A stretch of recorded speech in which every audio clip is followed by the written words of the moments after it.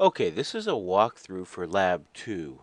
The actual Lab 2 assignment PDF has many of the details that you need, but I still wanted to provide you a walkthrough as an illustration of what all those details end up producing.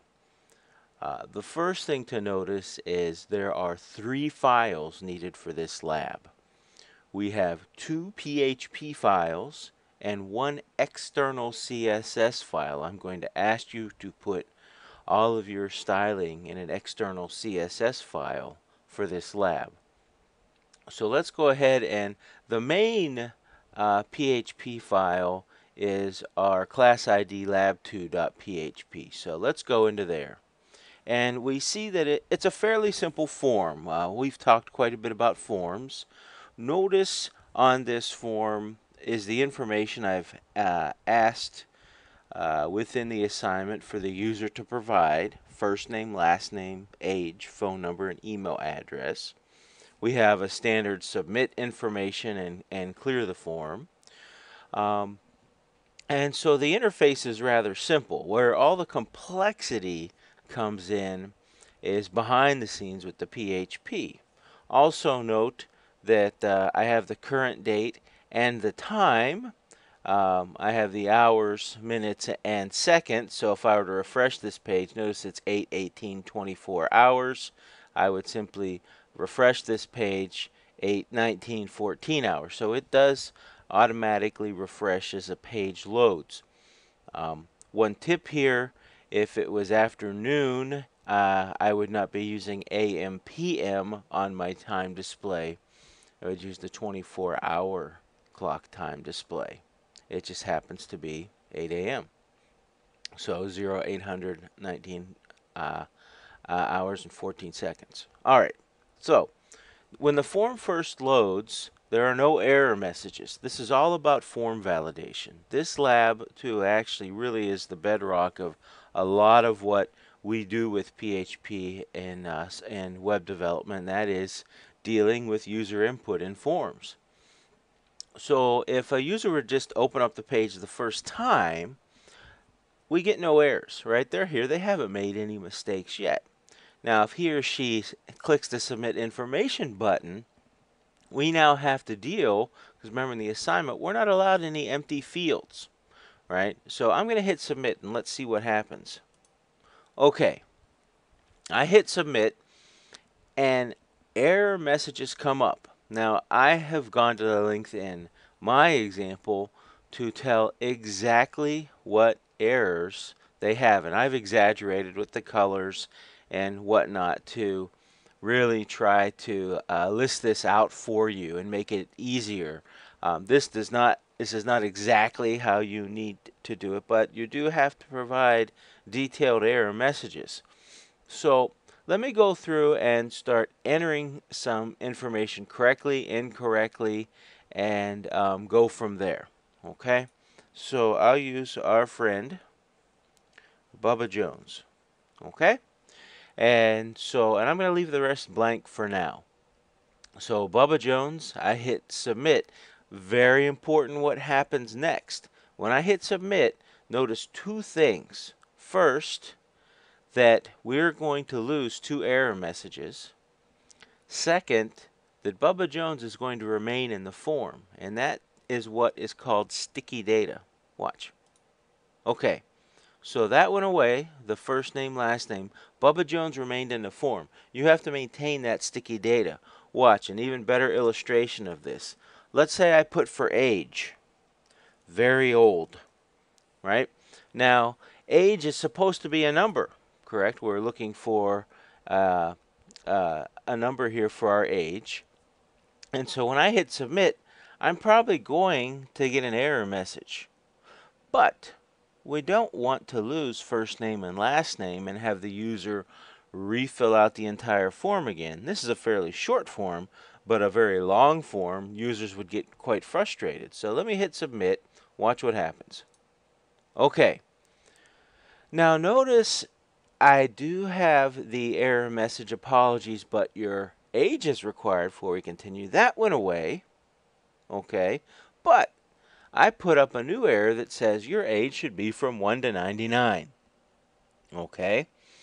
And I cleared out the age because it was incorrect, but I kept the first name and last name. That's the stickiness of the form, sticky data. You'll hear me say that a lot. So let me go ahead and put an age in, 25. Hit submit. Okay, so our age 1 to 99 disappeared, but we still have phone number and email address. Okay, so let me enter a phone number here and long distance, right? Now, what do you expect?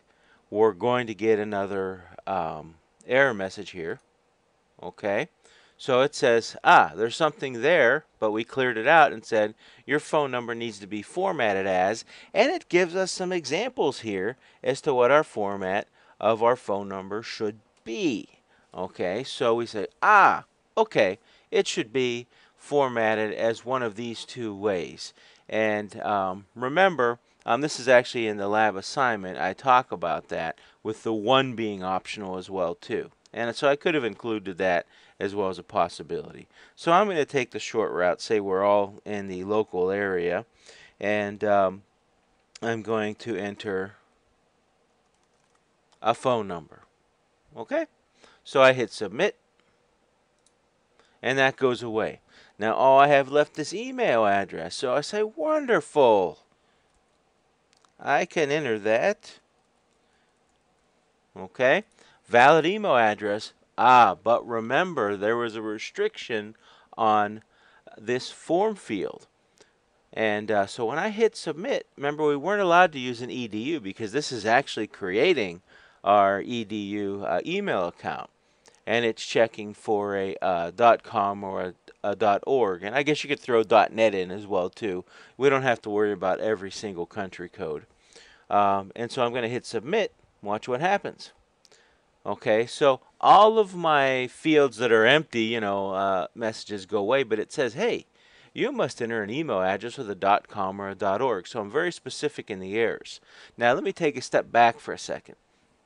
In a true form, if I were designing this, and you can add this to yours, I didn't on purpose on this one, we would maybe provide an example or say for age, or for phone number, maybe say your phone number should be this format and give an example. We probably wouldn't want it in the form field because then we might get quite a bit of bogus data sent in unless you did yet another logic check.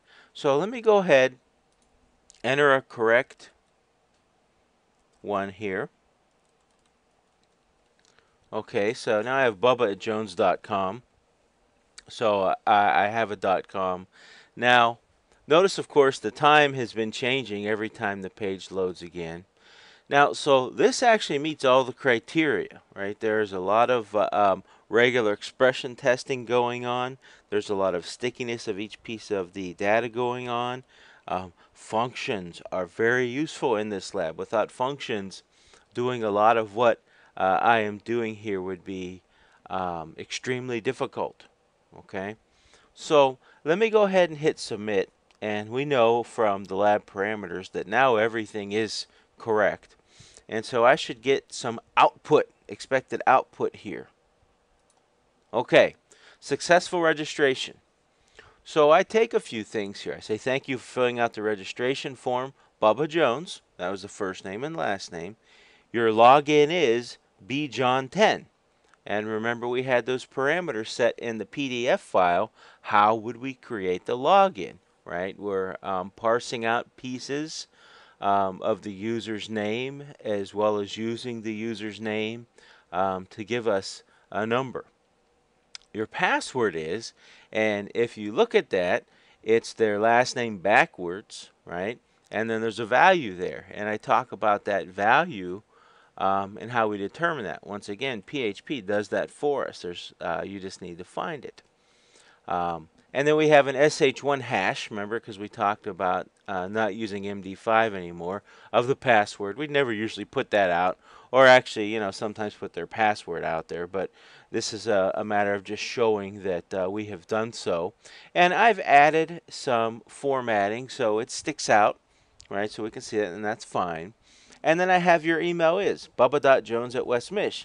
And this is an actual email address. If I were to click it, and I don't know if you can see down at the very bottom left, I would have a mail to bubba.jones@westmich.edu. Now, I don't have an email client installed on this machine, but if I were to click it, it would send an email to Bubba Jones. Okay, so once again, that's a walkthrough of Lab 2.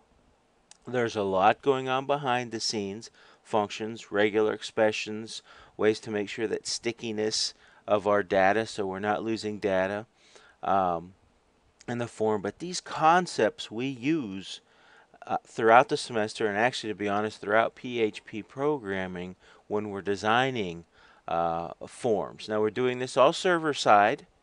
Some of this, to be honest, sometimes is done client side with JavaScript, but for this lab, we're doing it all server side with PHP.